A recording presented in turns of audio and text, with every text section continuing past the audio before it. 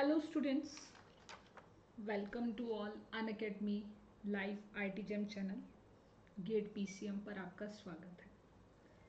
आज हम बात करने वाले हैं सभी वॉरियर्स का हम स्वागत करते हैं अपने चैनल पर। First of all I am Alka Rani, chemistry expert on Unacademy app. आज के इस वीडियो में हम बात करेंगे, जो हमारा टॉपिक रहेगा वो टॉपिक ये है कि हमें कौन सा सीक्वेंस फॉलो करना चाहिए अगर हम अब आईटी जैम की तैयारी को शुरू करते हैं।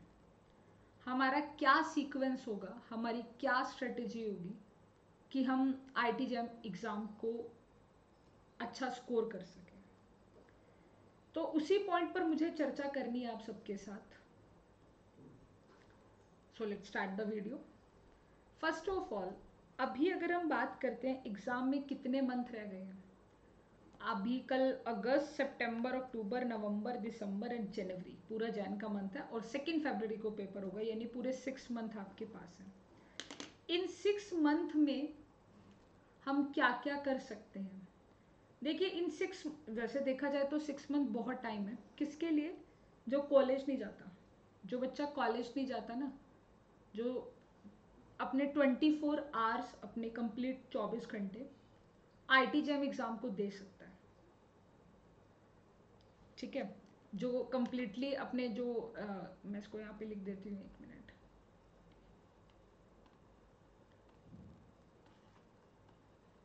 सिक्स मंथ का हम प्लान डिस्कस कर रहे हैं आईआईटी जैम एग्ज़ाम के लिए 2025। तो जो बच्चा कॉलेज नहीं जाता, घर पे रहता है, ठीक है, जॉब वगैरह नहीं करता, ट्यूशन्स वगैरह नहीं पढ़ा रहा है, मतलब वो पूरा फ्री है एक किस्म से, सिर्फ एग्ज़ाम के लिए वो डेडिकेटेड है। अगर वो एग्ज़ाम के लिए डेडिकेटेड है तो वो डेफिनेटली 6 मंथ में टॉप 10 में भी आ सकता है, क्योंकि उसके पास 24 आवर है और वो इन 6 मंथ में अपना सारा सिलेबस के साथ साथ 2 बार रिवीजन और अलॉट ऑफ प्रैक्टिस क्वेश्चन भी कर सकता है। पर प्रॉब्लम ये आती है कि जो भी इस वीडियो को देख रहा होगा, या तो वो कॉलेज जाता होगा, या वो कहीं जॉब करता होगा, किसी स्कूल में पढ़ाता है, किसी कोचिंग में पढ़ाता है, कुछ भी, ये किसी और डिपार्टमेंट में जॉब करता है, या घर पे ही ट्यूशन्स वगैरह देता है, वो बच्चा है। अब उसके पास सिर्फ 6 मंथ बचे हैं और इन 6 मंथ में वो कितनी तैयारी करेगा? नहीं हो सकता कि एग्ज़ाम हो सकता है। उसे मेजर चैप्टर करने हैं, उसे सेलेक्टिव चैप्टर करने हैं। तो मैं वही सेलेक्टिव चैप्टर बताने आई हूँ कि कौन से सेलेक्टिव चैप्टर आपको करने चाहिए फॉर द रिमेनिंग 6 मंथ, या फिर जो अभी 6 मंथ के अंदर आपको क्या करना है। देखिए, आपको अपनी फिजिकल केमिस्ट्री, इनऑर्गेनिक केमिस्ट्री, तीनों को संभालना है। अगर आप सोचते हो कि मैं खाली फिजिकल और ऑर्गेनिक करके चला जाऊं तो मेरा काम, या इनऑर्गेनिक करके चला जाऊं तो काम बनेगा, नहीं। सबसे जो अहम रखती है वो ऑर्गेनिक है, क्योंकि वो आपका कॉन्फिडेंस लो करती है। एग्जाम के अंदर आई हुई चीज़ को भी हम भूल जाते हैं ऑर्गेनिक केमिस्ट्री को देखकर, वो बड़ी भयानक रूप लेके आती है। तो ऑर्गेनिक केमिस्ट्री पर आप अपना सबसे पहले स्टार्टअप करें। आप दिन में 2 आपको तो करने पड़ेंगे, कोई भी बच्चा, चाहे वो जॉब करता है, कॉलेज जाता है, या घर पे रहता है, या कैसे भी है, तो सभी को अपने इस मतलब एक दिन में शिफ्ट बनानी है, 2 शिफ्ट थ्योरी की। एक सुबह बनाओ, एक शाम को बनाओ, एक दोपहर को बनाओ, एक रात को बनाओ, जब आपका टाइम लगे आपको 2 शिफ्ट थ्योरी की बनानी है। एक शिफ्ट में रहेगी ऑर्गेनिक और दूसरी शिफ्ट में रहेगी फिजिकल। ये 2 आपके पैरेलल चलेंगे। आप ये नहीं करना चाहते तो एक शिफ्ट में ऑर्गेनिक और दूसरी शिफ्ट में इनऑर्गेनिक को करो, उनको आप पैरेलल चलाओ। ऑर्गेनिक क्योंकि बहुत ज़्यादा है, उसको जितना कर लो उतने में कुछ काम बन जाए तो ठीक है, नहीं बना तो फिर मुश्किल है। तो आपको अपनी शिफ्ट में क्या करना है, आप अपने दिन में 2 बार थ्योरी पढ़ेंगे। वन इज तो ऑर्गेनिक की एंड सेकेंड वन, सपोज मैंने कह दिया फिजिकल का। सपोज आप फिजिकल में केमिकल काइनेटिक्स का बैकलॉग कर रहे हो या लाइव कर रहे हो, जो भी, तो अब केमिकल काइनेटिक्स आप कर रहे हो और लाइव में आप मेरे से ऑर्गेनिक केमिस्ट्री पढ़ रहे हो। द पॉइंट इज कि ऑर्गेनिक का जो सीन रहेगा वो एक चैप्टर आता है, फिर दूसरा आता है, फिर तीसरा आता है। कम से कम ऑर्गेनिक के 7 ऐसे चैप्टर हैं जो बस वो 7 चैप्टर कर लिए तो हम एग्जाम के अंदर कुछ तो कर ही देंगे, लिटिल बिट ही सही, पर कुछ ना कुछ तो हम करें, करके आ ही जाएंगे एग्जाम के अंदर। ठीक है, उसके मतलब एग्ज़ाम के पॉइंट ऑफ व्यू से ही अगर मैं बात करूँ तो हम एग्ज़ाम के अंदर कुछ ना कुछ तो करके आएंगे ही आएंगे। अब पॉइंट इसमें क्या आता है कि सेलेक्टिव चैप्टर कौन कौन से हैं या आप किन्हें स्किप कर सकते हो। देखो, मैं अगर फिजिकल केमिस्ट्री की बात करूँ तो chemical kinetics, thermodynamics, electrochemistry, quantum के साथ फिजिकल स्पेक्ट्रा इसी में ऐड किया करो, and one more is that equilibrium. ये 5 चैप्टर है फिजिकल के, the most important. Chemical kinetic के अंदर ही फोटोकेमिस्ट्री समझ लेना, इलेक्ट्रोकेमिस्ट्री में कंडक्टेंस को समझ लेना, थर्मोडायनेमिक्स को पूरा थर्मोडायनेमिक्स के अंदर ही गैसियस स्टेट आ जाता है, और इक्विलिब्रियम के साथ आपने क्या कर लिया, इक्विलिब्रियम हो गया आपका complete equilibrium, phase, chemical and ionic, and the last one जो मैंने आपको बताया क्वांटम विद फिजिकल स्पेक्ट्रा। तो ये 5 चैप्टर है और 6 मंथ है। आप 5 महीनों में भी अगर एक एक मंथ एक एक चैप्टर को देते हो, एक एक यूनिट को देते हो, तो आप आराम से कर लोगे। ये तो एक शिफ्ट की बात होगी। अब ऑर्गेनिक में आता है। ऑर्गेनिक में तो टोटल आपको 3 यूनिट करनी है, first unit, second unit and third unit. First unit आपको कम से कम 1 महीना लग जाता है पहली यूनिट को करने में, नहीं 15 दिन। फर्स्ट यूनिट को करने में ज़्यादा से ज़्यादा 15 दिन लगते हैं। सेकेंड यूनिट को करने के लिए कम से कम आपको 1 मंथ कुछ डेज लगेंगे, और मतलब ज़्यादा लगते हैं, 1.5 महीना 2 महीना लग जाता है सेकेंड यूनिट को। थर्ड यूनिट छोटी है तो वहाँ पे ख़त्म है। ऑर्गेनिक में 3 ही करनी है। First is the journal organic chemistry, stereo chemistry, reaction intermediate, reagent reaction mechanism, name reaction, ये सब एक यूनिट में है। पेरिसाइक्लिक, ऑर्गेनिक स्पेक्ट्रा, यहाँ तक कर लो। उसके बाद 2 यूनिट बचती हैं, नेचुरल प्रोडक्ट एंड हिट्रो, उसके नोट्स को पढ़ लो। इनऑर्गेनिक में सिर्फ क्या करो, 1 यूनिट होती है जिसके अंदर आपका प्योरिटिक, केमिकल बॉन्डिंग और एमओटी 1 यूनिट होती है, ये कर लो, कोऑर्डिनेशन करके चले जाओ, और ऑर्गेनोमेटेलिक के साथ बायोइनऑर्गेनिक। अब जो बाकी छोटे छोटे चैप्टर है जैसे nuclear chemistry, analytical chemistry, qualitative analysis and आपका लिक्विड स्टेट हो गया, आपका सॉलिड स्टेट बहुत इजी है, जल्दी हो जाता है, और आपका ऑर्गेनिक का क्वालिटेटिव एनालिसिस, ये बहुत ऐसे छोटे छोटे चैप्टर हैं जिनको आप अभी स्किप कर सकते हो एट द टाइम, जब आप अपनी अभी की प्रेजेंट मतलब करंटली आप अपने एग्जाम की तैयारी कर रहे हो, अभी की बात कर रहे हैं, ठीक है। और 6 मंथ की स्ट्रेटेजी जो हम बात करें तो ये तो मैंने आपको बताया कि आपको करना क्या, कि भाई आपको करना क्या। आपको मेन चैप्टर मैंने बताए, इनके बिना तो काम नहीं बनेगा। हाँ, इनमें से अगर कोई छोड़ना चाहते हो तो आप पूरी की पूरी यूनिट को ही स्किप कर सकते हो। ऑर्गेनिक की सेकेंड यूनिट को बिल्कुल मत स्किप करना। ऑर्गेनिक की तो फर्स्ट एंड सेकेंड यूनिट बहुत कंपलसरी है, समझ लो, उसके बिना तो कुछ भी नहीं है एग्जाम में।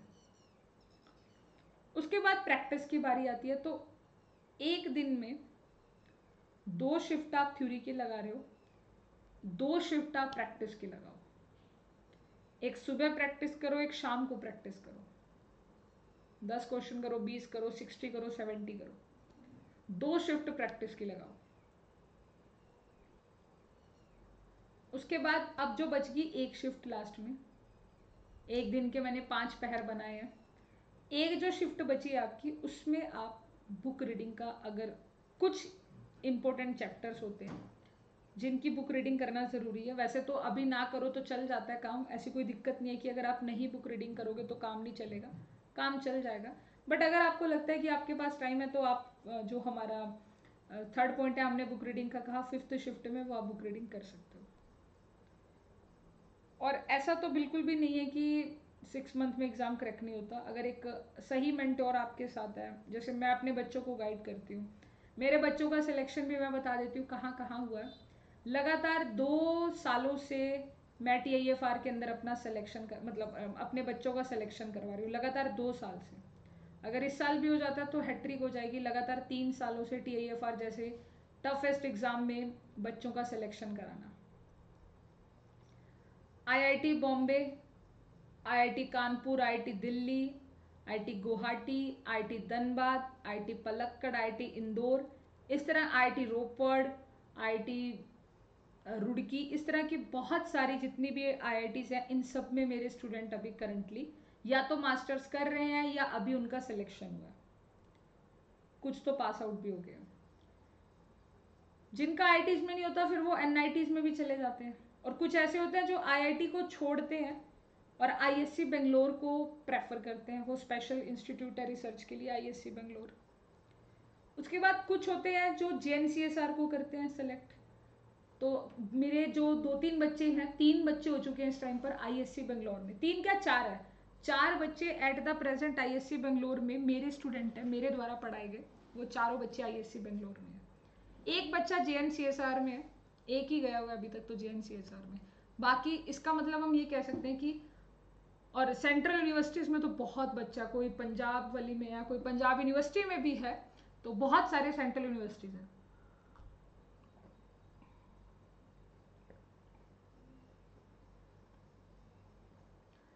जो मेन चीज है वो है कि दैट्स द मेंटोरशिप बड़ी मैटर करती है।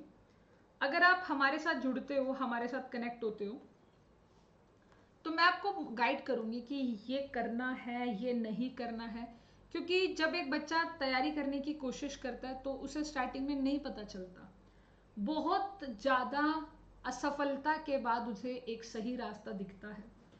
पर अगर आप अपने गुरु की, अपने टीचर की बात को सुन लोगे तो आप असफल नहीं होंगे, है ना। तब तो असफल होने के चांसेस ही नहीं है, तब तो असफल होने का मतलब ही नहीं बनेगा।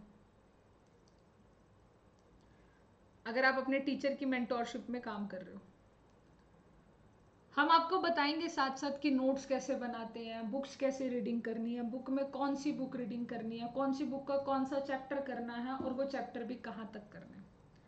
हर एक चीज का डिस्कशन होता है जी, हर एक चीज का। तो मतलब अगर आपको तैयारी करनी है आईटी जैम एग्जाम के लिए और आप काफ़ी टाइम से सोच रहे हो, मेरे पास एक ऐसा बच्चा भी आईटी जैम की तैयारी कर रहा है जिसको आईआईटी जैम 2000, अब ये 25 है फर्स्ट ईयर में, सेकेंड ईयर में 26 27, जैसे आईआईटी जैम 2027 देना है। आप सोचिए कि आईआईटी जैम 2027 कितनी बड़ी बात है।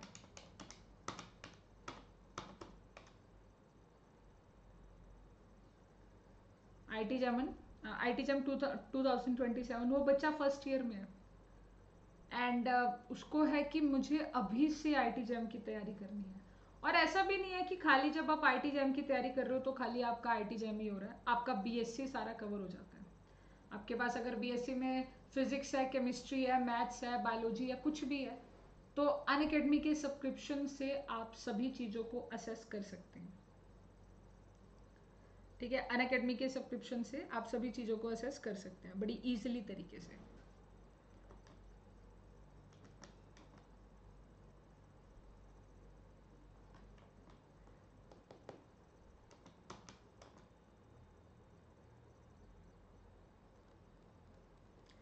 अगर फिर भी आपका कोई डाउट है तो आप मेरे से पूछ सकते हैं।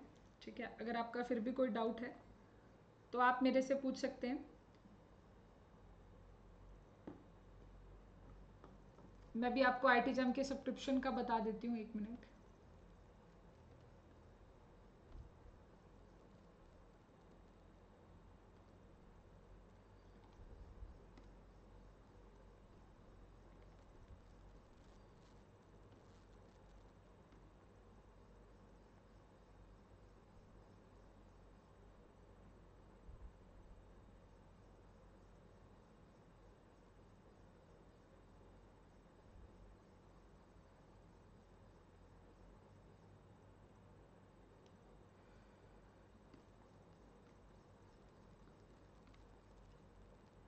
तो देखिए, ये है हमारा आईटी जैम के सब्सक्रिप्शन की information. This is the mega offer for your IT jam 2025 success await. अगर आप आईटी जैम सब्सक्रिप्शन लेना चाहते हैं एट ₹5499 ओनली। ये ऑफर आपका आज रात खत्म हो जाएगा और इस ऑफर के लिए आप मेरा कोड यूज़ कर सकते हैं, नीचे आपको दे रखा है अलका कैम। अगर आप ये कोड यूज़ करेंगे तो आपको डिस्काउंट मिलेगा एंड अप टू 6 मंथ का फ्री एक्सटेंशन भी मिलेगा। आईटी जैम का जो सब्सक्रिप्शन है at ₹5499 only. This is the offer. आप देख सकते हैं कि अगर आपको तैयारी करनी है, आप 6 मंथ का सब्सक्रिप्शन ले सकते हो, उसके साथ 2 मंथ का फ्री मिल जाएगा। अगर आपको 1 ईयर का सब्सक्रिप्शन लेना तो उसके साथ 6 मंथ का फ्री हो जाएगा और अमाउंट बहुत ही लेस है। अभी भी अगर आप नहीं सोचोगे कि मुझे अभी नहीं करना है, बाद में करना है, तो बहुत लेट हो जाएगा। 6 महीने बहुत होता है टाइम। अब जैसे जैसे आप लेट होते जाओगे वो उतना प्रॉब्लम आपके लिए क्रिएट करेगा। आपको अगर गेट, क्योंकि बीएससी फाइनल ईयर वाला बच्चा गेट का एग्ज़ाम दे सकता है, तो आप गेट पीसीएम का भी सब्सक्रिप्शन ले सकते हो एट ₹6,000 ओनली। 9 मंथ का सब्सक्रिप्शन है 6,000 का, what a big deal, what a big deal. और 2 ईयर का सब्सक्रिप्शन सिर्फ आपका 10,890 का है, मतलब 2 साल का सब्सक्रिप्शन। तो टॉपर्स बैच हमारा स्टार्ट हो रहा है आईटी जैम के लिए, और ये गेट बैच स्टार्ट हो रहा है आज 11 बजे मेरी क्लास है, ठीक है। ये टॉप 100 रैंकर्स हैं अकेडमी के, this is the top 20 rankers. और हमारे प्लस के फीचर्स हैं जितने भी, आप इन सब, ये सभी प्लस के फीचर्स आपको मिलेंगे। तो मेरा तो बस यही मानना है कि अगर आप 6 मंथ का प्लान सोच रहे हो कि मुझे 6 महीने में एग्ज़ाम को क्रैक करना है, तो कोई बड़ी बात नहीं है, आसानी से एग्ज़ाम क्रैक हो जाएगा अगर आप मेरी मेंटोरशिप को फॉलो करेंगे। जैसा जैसा हम आपको बताते रहेंगे बिल्कुल वैसा वैसा अगर आप करोगे तो बहुत आसानी से आप अपना एग्ज़ाम आसानी से क्रैक कर जाओगे।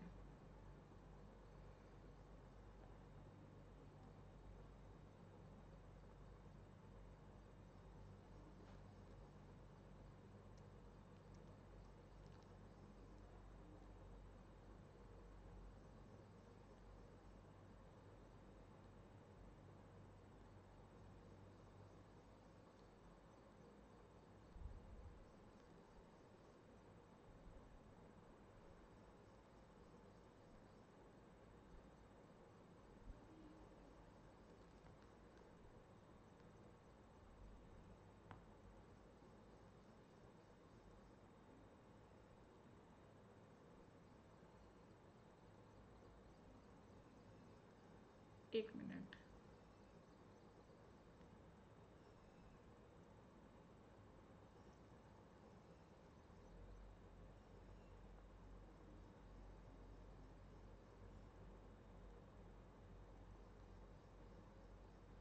एक मिनट बच्चों।